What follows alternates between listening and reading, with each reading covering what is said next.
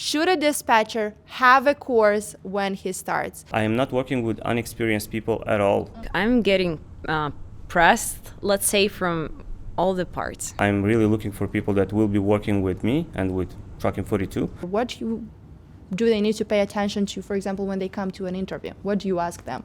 Communication is the first skill that everyone has to have in our world. So you should have a training, because otherwise the amount of mistakes you can make is just higher. Now you need to understand how to deal with it. Trucking 42 podcast. Hi everyone, we are here again, and I have here with me Alex, the head of our dispatching department, and Jane, our top dispatcher. We are here to discuss whether a dispatcher needs or he doesn't need training when he gets started in a job. Let's clarify, does he need a course or not? So why we are asking Alex and Jane here is because Alex is in charge of hiring dispatchers himself in the department, and Jane is the one who was in the position of joining a new company once. So she's going to tell us about her experience. So let's get started. How are you doing today? How are you doing today? It's a great day, and it's good to be here. Thank you. Yeah, good morning, everyone. This is Jane. Yeah, I'm happy to be here, and I'm happy to share my experience. So let's get started. My question right now is, should a dispatcher have a course when he starts? Why should he have a course, or why shouldn't he have a course, in your opinion? All right, so let me start, if I may. My personal opinion is that the dispatcher definitely needs a course, because a dispatcher needs to know basic things. First of all, when he comes into the industry, so he needs to know about the commodities, about weight limits, about spreading this weight on the axles, because there are a lot of things that needs to be found out, and without a course, it's going to be such a long process, such a difficult process with a lot of mistakes. So I don't see it's possible to start working in the industry without taking a basic course. Mm-hmm. And what do you think? Of course. First of all, if talking a little about taking a course or not, there are companies that are teaching the dispatchers from zero, right, with zero experience, and they will basically go ahead and teach all and everything that is in the course as well. But if you really want to go really quick into the industry, you can literally take the course, and you can take the course, as far as I know, like in 1 month. And with that course, you go ahead to any company, and they will take you because you are not zero. Mm-hmm. And I would say this about me and my department, that I am not working with unexperienced people at all. Mm-hmm. I mean at all, because I had the version 1 of dispatcher. Mm-hmm. I had the version 1 of dispatching when I was teaching them from zero, and I would say that it's not efficient at all. I mean, first of all, for me as a company. Second of all, I was losing a lot of people. We are saying about coming on board like 10 people. You are working with them like about 3 months all the time, doing trainings every day, because you cannot stay with them like for 10 hours. You are doing training, then we have the training practice all that time long. After 1 month, there are 5 people left. Mm-hmm. Okay, and from these 5 people, there is only one guy that is really successful, and he got into it really quick. So basically, there are certain skills, of course, that every dispatcher, or I would say everyone has to have. Mm-hmm. But at the same time, like, I would not take a dispatcher that is zero again, that does not know anything about the industry. And I bet these companies that do take dispatchers that are zero, like that, do train them, they're either very rare to find, because obviously everyone wants to hire someone who's already professional. I know this from marketing. Or they are either paying very cheap. This might be another situation. This is the right point. They are cheap. They don't want to pay a lot. Mm-hmm. That's why they are good to train the people. That's why they are good to invest. It like would be investing in someone, and in a long term you will have anyway this money back, because you are not paying him enough.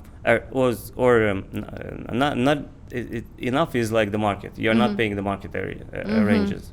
Okay, so This is my story. you started working. Okay, we'll start with your story first then, because Alex already mentioned a little bit about his department. So tell me how you got into dispatching. Like, what did you go through? What was the company you were? Well, not the name of the company, but how was your experience with them? Yeah, I think I got very lucky starting with the flatbed carrier that was training new dispatchers. So I came when I was 19, so young, absolutely no thoughts about this industry. So I took a 2 weeks course, and it was very useful. But despite I took the course, I did a lot of mistakes. So yeah, the company took me, they trained me, and but unfortunately, in this type of companies, it's not easy to earn a lot of money. It's really difficult because they monitor you. They don't give you a lot of drivers. Like, there is a certain limit of them. So at one moment I felt like after 1 year that I want to leave and I want to earn more and I need better conditions. So that's why I joined Dispatch 42 company. Yeah, because as far as I know, yes, you guys are smiling, but as far as I know, our company offers pretty good options, meaning in terms of the percentage they offer. Obviously, this is confidential, but like the percentage, Working conditions. Working conditions, yes. And as well, you are working in a fully professional team here. Like, everyone here that joined is professional. You can get advice from people, from your managers as well. And so We also have some people from the course, from the Trucking 42 course. I actually took them. Again, for me, it's very important not only taking the course, but also the skills that the dispatcher has. I mean, every people individually has. And like, taking the course is one thing, but there is a totally different thing when you start working with that guy and you understand that this guy, like, he took the course, he knows everything, but he does not know at all how to apply. Even he took the practice, he doesn't know how to apply them. So basically, yeah, I took only 2 people, but they are one of the most successful guys in my team. So yeah, I would say they are even ready to train other people from the course. So That's we are great. kind of opening a new version right now when we will be taking from the course, from the Dispatch 42 course to the Trucking 42 dispatching department. We will be taking people, so hiring new people. There is a new version that we are opening right now, so that's kind of a good news for everyone that will be finishing the course as well. That's amazing, because this means that you guys can know that basically in the course you're not going to only have mentors, you're going to have real dispatchers that are going to be able to help you out throughout the Yeah, process. they will even be giving you trucks to cover. It's a full, like, you are getting full into the industry and you are already training. That's perfect. That's a new, very good project that we are looking forward to. I didn't know about this, guys. I'm very surprised myself. The only thing is that I will be basically taking people that are ready to be with us on a long term. So the guys that took the course and like we were discussing the first time, like the previous podcast, about the dispatchers that are going to go as a freelance, right? That's a totally different story. I'm really looking for people that will be working with me and with Trucking 42. So it will be like a long-term relationship. There will be some contractual obligations, right? So yeah, this is the only, like, difference, I would say. It's amazing. Like this way, you're not going to only have like the basics that you need, because as you said, right, the skills are very important. If you know everything about dispatching, but you're not a proper communicator and you can't really, like, you're not good on the phone, let's say, or something like this. Communication is the first skill that everyone has to have in our world, and I would say this is for the dispatcher. This is like breathing. I mean, if you don't have a good communication skill, you'll not be able to project what you have in your mind to your drivers, to your dispatcher, to your brokers with whom you are working with, even to your managers. Then basically you'll not be heard, and in this way you'll not be able to get the results you need. So to summarize what we've just talked about right now, so yes, it is important to have a course for all the information that you need to accumulate, like the basics, everything about, as you said, commodities, types of trailers you work with, how to communicate with brokers, and so on. This is the part it's important for, but you have to have additional skills, and that includes communication, that includes planning. And of course, with our new projects, if you're going to be trained by an actual dispatcher, there is a bigger possibility of you actually training those skills before you get started, right? Exactly. Okay, so thank you for that. The next question I have, I already asked Jane about your experience. I want to hear from you more about how your hiring process goes on. Like you said, you're not hiring unexperienced people. What do you look at into a CV, right? What skills do you pay attention to besides the one that we mentioned? Maybe there is something additional, or did we cover this pretty much? Okay, yeah, I'm actually looking at the experience at first. No, I would say first is when I'm taking, before the guy is there, I need him to work at least in the industry, at least for 6 months, right? If I have the 6 months, then I know that this guy is actually, he knows what he's doing. And also I would say that I know people that in 6 months we're getting the results better than a guy that has 4 years in the industry. So he's doing better than a guy with the 4 years. So I'm not taking in consideration like the let's say how much time you're there. Yeah, I need just that 6 months to make sure that you got through a little bit of pain, a little bit of mistakes, you know exactly what was happening, what is happening, where are you, and stuff like that. And after that, I'm taking him on the interview. And when I'm getting the interview, for me, then we are getting with the first point that, as I said, for me is communication skills. Can you really, again, project in my mind, who are you, what are you doing here, and will you be able to do that with the same with the drivers? Will you be able to negotiate with the drivers, to push when he has to take the load? Will you be able to negotiate with the broker a little bit better price, right? So yeah, this is the first. Second, I would say is planning skills and organizational skills. Like they are both connected. These two skills, when you can organize everything in your room, in your workplace, then basically you can organize everything when we are talking about planning something, right, on the map, when putting the loads and stuff. So they're both connected. This is the first skill. The second skill I'm really looking for. And it might sound a little bit funny, right, but I am really looking also at his physical condition.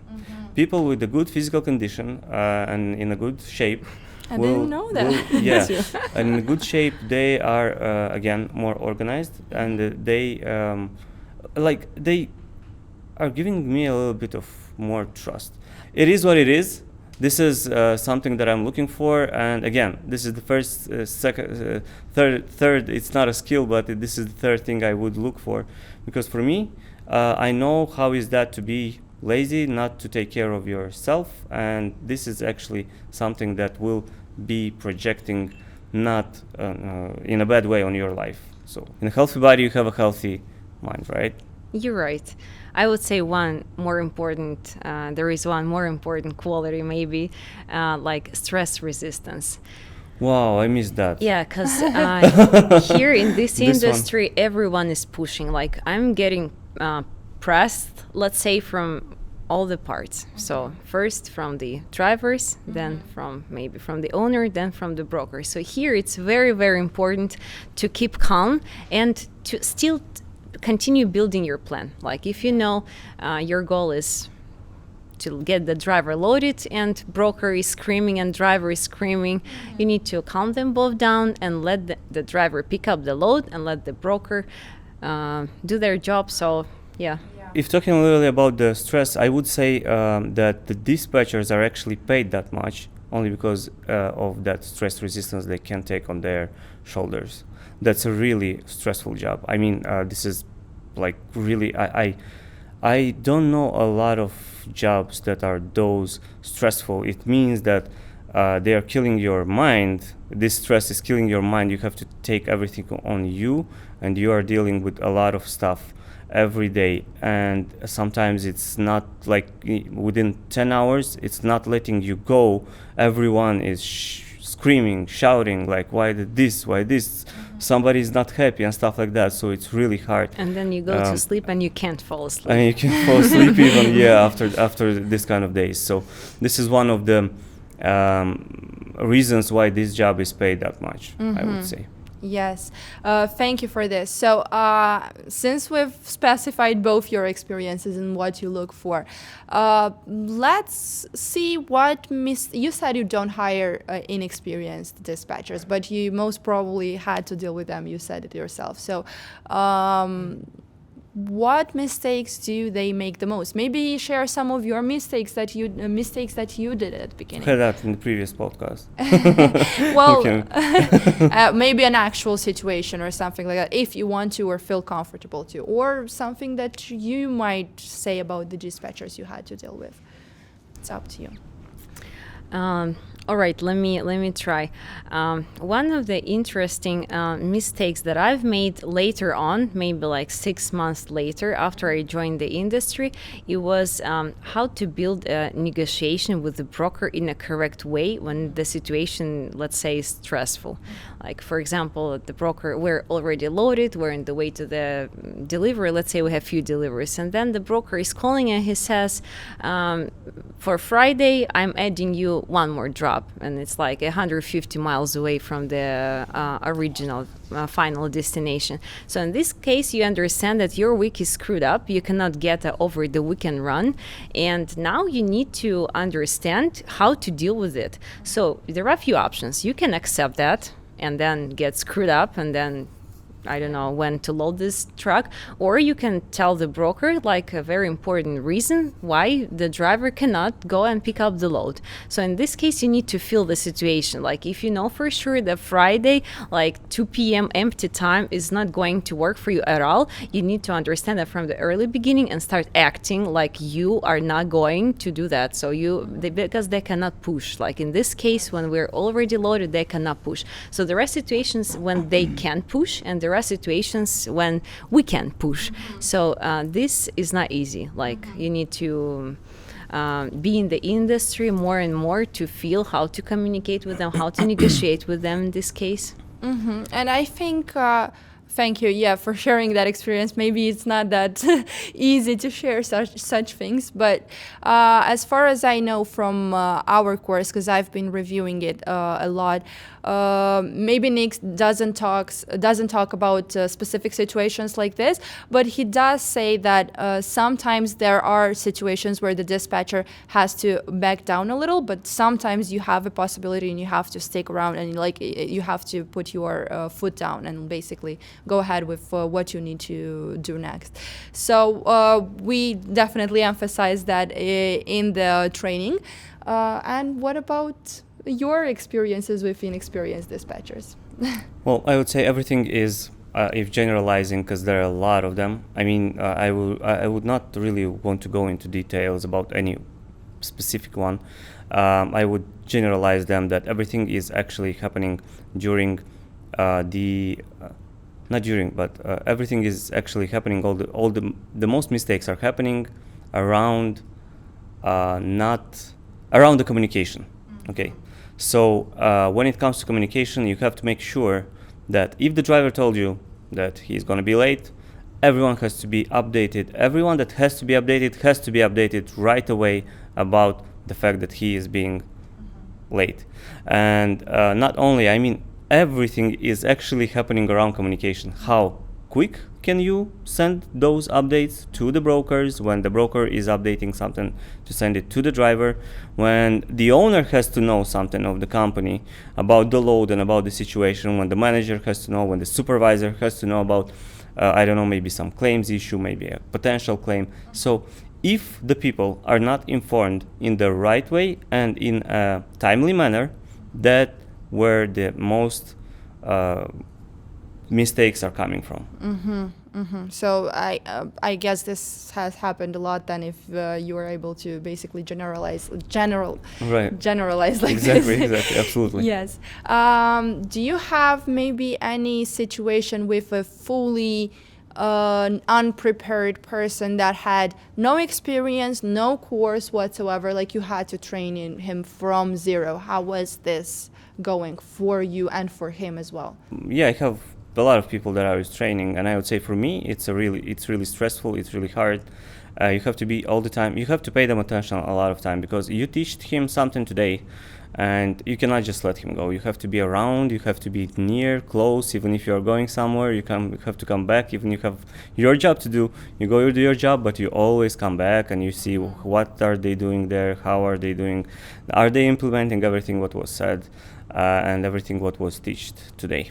If talking about me, if talking about successful and unsuccessful stories, I would say that literally 10% of the people succeed and in a really quick way. I saw 1 month. In 1 month, it was a girl, but in 1 month she really surprised me. I mean, she was booking, doing, talking, literally the same as an experienced dispatcher in 1 month. That's amazing. So, yeah, but that's real. In most cases, as you said, 90% of the situation. 90% is like after 3 to 6 months, they just understand what is happening and they can literally. I would say that the driver will not feel that you are unexperienced dispatcher only after minimum of 6 months. Mm-hmm. Yeah, and of course, if a driver feels you're not experienced, you can't even charge him more maybe for your... But he can even leave you, like not even talk about charging. He might call the owner if he's a company driver. He might just call the owner of the company and say that, look, I'm not going to work with this guy. And he doesn't have any idea of a market or something or like that. Any idea of, he doesn't know like something really easy, like the temperature of the reefer or stuff. Like, I mean, it happens that these guys are checking the dispatchers if they know exactly what to do or where are they and stuff. Yeah. To be honest, I've been researching dispatching a lot, like for over a year already, and I got to know some stuff, but I would be afraid to start working right now. Like, let's say my main source was our course, but I didn't like watch the whole of it. Like I communicated a little bit with you. I communicated a little bit with the dispatchers. I watched some YouTube, Google resources as well. So I've had multiple resources to train myself in and basically check the information. But I am not confident that I would be able to go ahead and start calling, even with the whole information that I've accumulated. When you start something new, that's a normal thing, that when you start something new, like you don't have to be confident, but with your skills, I would say that you would succeed a lot. So yeah, you would do great for sure. Well, that's great news. Thank you. Yes, so basically, to summarize what we've talked again so far, it is complicated to start as a new dispatcher in a new company that trains you. First of all, as we mentioned before, it might pay you cheap. In most situations, that is the case. Second of all, it's very hard to find a company like this. It is complicated, even in marketing. It's the same thing. I know there are companies that can train you to become a Facebook ads expert or something. They will like usually pay you less, right? They will pay you less, that's 100%, but it's just very complicated. So the same is here in dispatching. And the third thing that basically happens a lot is that, as you said, the managers have their jobs too. They have the other team to follow, like to look at, to manage, right? They don't just have you. If there is not a dedicated person trainer that will be with you nonstop throughout your job at your first steps, I believe there is a high chance that you will find it really hard to succeed, especially at the start. Like, I've seen companies that really work on the strategy, that our strategy is to train people from the start. And what they do, they hire a training department that is literally just doing this. They're training the flow of people. Are companies like that. So, yeah, only the companies that are doing this, that's okay to join, because you'll have a dedicated person with you all the time. In the other situations, you'll struggle at the beginning. It will be complicated. So as a conclusion, we think, well, I don't know what you think, but we've stabilized that a course is something that is going to help you with the basics, especially in the beginning, right? Like to know all these things, and just afterwards, with the experience, train your communication skills, train your planning. These are things that you can train with calling, confidence, and so on, right? Exactly. Okay. So the last thing I wanted to say, I maybe had some more questions, but I think we've covered it all. So one of the things that I wanted to say is, what do you advise people who are looking for a course right now, who are trying to start dispatching? What should they focus on? Just give them one very huge, big advice from your side. From your perspective as a dispatcher, that started in your experience as you did, what should they pay attention to? And you as a hiring manager, do they need to pay attention to, for example, when they come to an interview? What do you ask them? Things like this. Who wants to start? So let me try. So as I mentioned in the previous podcast, I think a dispatcher needs to tend to be professional. Like he needs to build a plan, and not only the plan of his, let's say, working day, but not only that, also a plan how he's going to communicate, to build a relationship with all the people around. So I wanted to tell you about that case, about the mistakes. May I tell you now? Yeah, Then you can. Go ahead. Okay. So let's say a driver got loaded and he's not sending the paperwork. So he just let the dispatcher know I'm loaded. So what dispatcher did, he just updated the broker loaded and he left. So the wrong product was loaded. So at the time the driver arrived at the delivery, he's turned away, because we were not ordering this product, it was not us.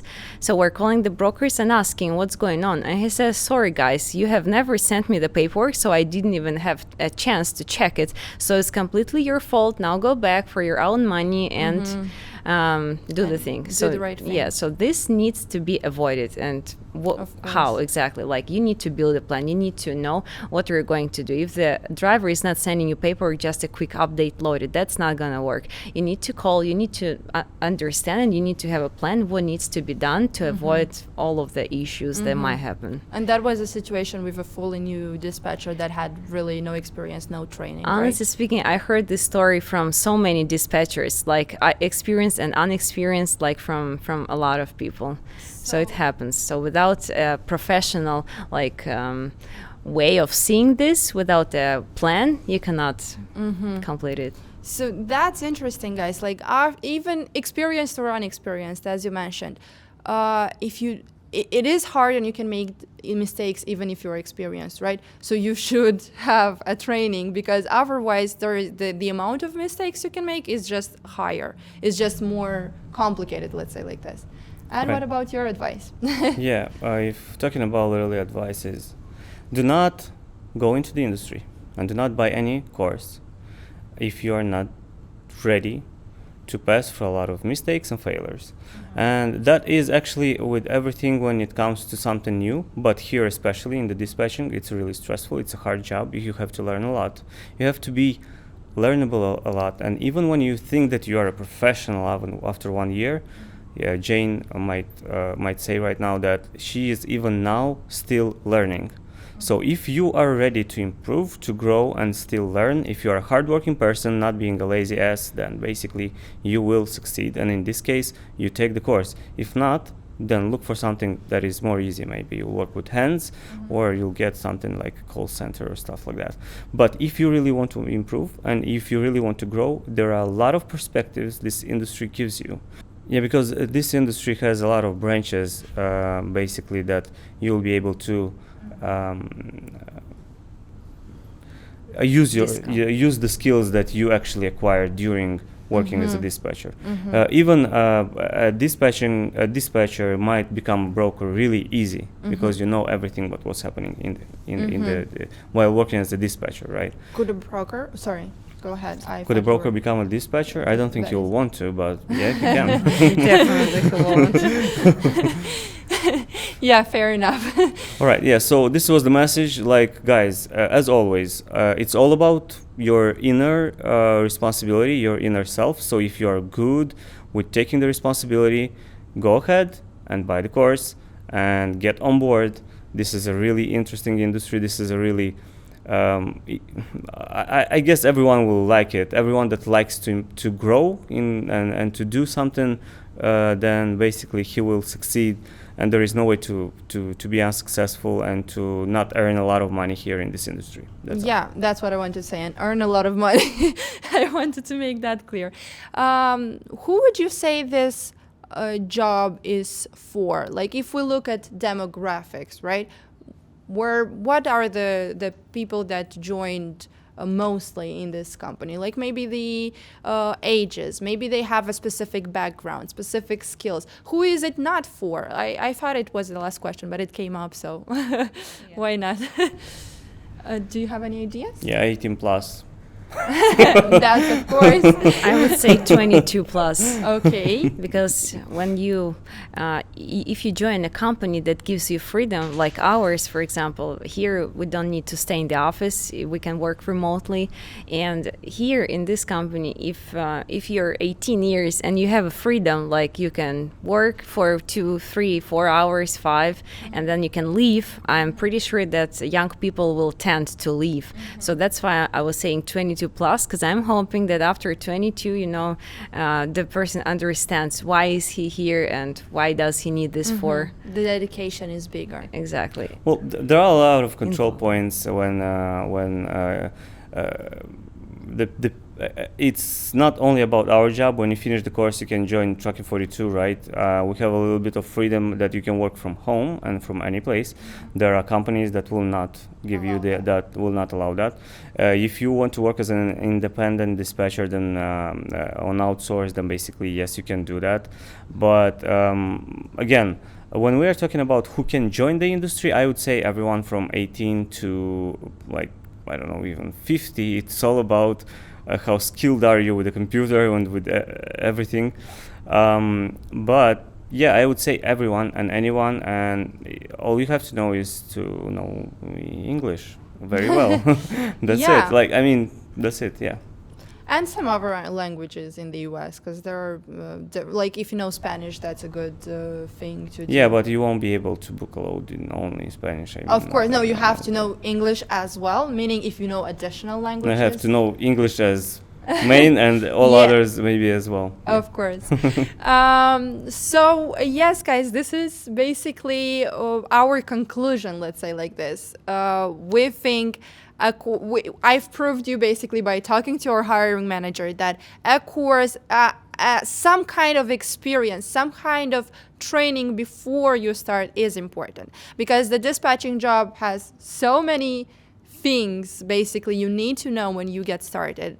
There are a lot of details that you should know. Like, can you mention some that are really important on your top of your mind right now? Like the things you should know as a dispatcher, the commodity, the things like this, right? Details.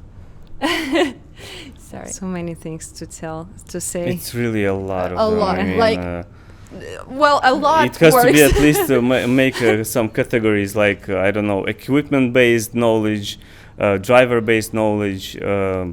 Claim issues based negotiation skills. Yeah, definitely. It is categorized in our course. Like literally, it goes from factoring to the carrier to the driver. Like everything about booking a load, everything about talking to the broker, everything about talking to your driver. Like it literally has definitely. Then you go ahead and buy the course. This is the answer. Well, we are here to just talk about training altogether, right? Like, should you do this? This is a main question in dispatching. Can I just go and learn everything from YouTube, or should I go ahead and do this and buy a course and just get started? Get started with a course. Definitely. A lot of people are afraid to do that because they feel like, well, I'm not sure yet. I don't know yet if I should join or I shouldn't join. What does this job have to do? Then they go in YouTube. Then they think that they can learn anything on YouTube and just get started.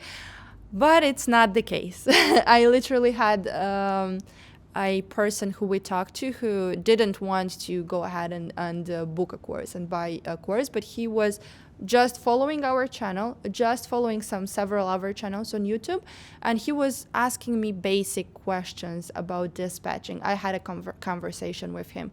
He wanted to become an independent dispatcher as well. Like, you don't know anything about the industry. You don't know how to find drivers. He literally asked me how to find drivers. You don't know how to find drivers, and you are trying to start as an independent dispatcher. This doesn't work this way. You have to be prepared at all the points to actually get started.